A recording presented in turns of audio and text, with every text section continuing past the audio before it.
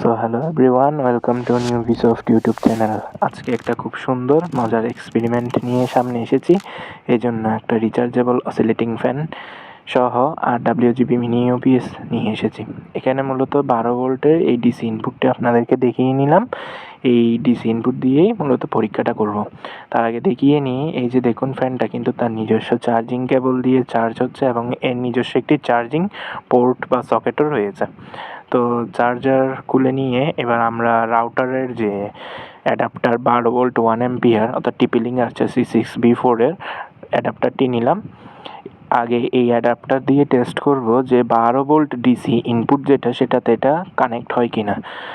তো খুব সুন্দর করে দেখছি এটা বসে গিয়েছে। এখন আমাদের টেস্ট করার পালা যে এটা এসি মোড কাজ করে কিনা। তো এই যে দেখছেন এখানে এসি মোডে আমি কিন্তু সুইচটিকে চালু করব। তো অ্যাডাপ্টারটি লাগিয়ে নিলাম সকেটে। এখন পাওয়ার দেওয়া মাত্রই অবাক করা বিষয়, খুব সুন্দরভাবে কিন্তু এর যে চার্জিং ইন্ডিকেটরটি রয়েছে সেটি জ্বলতে শুরু করেছে, তার মানে এটি চার্জ হচ্ছে।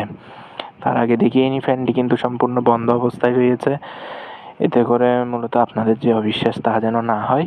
এবার অ্যাডাপ্টার চালু করলাম, চার্জ শুরু হয়েছে। আর এদিকে আমি সুইচটা এখন এসি মোডে টার্ন অন করলাম।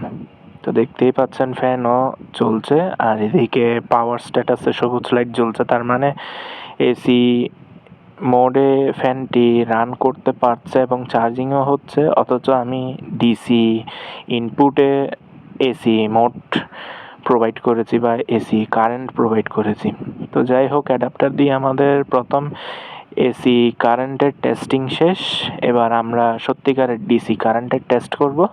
এজন্য পাশে নিয়েছি রাউটারের ডাব্লিউজিপি মিনি ইউপিএস এর যে 9 ভোল্টের পাওয়ার পোর্টটি রয়েছে সেটার সাথে আমি একটি সিঙ্গেল কেবল দিয়ে এই ফ্যানটিকে কানেক্টেড করব।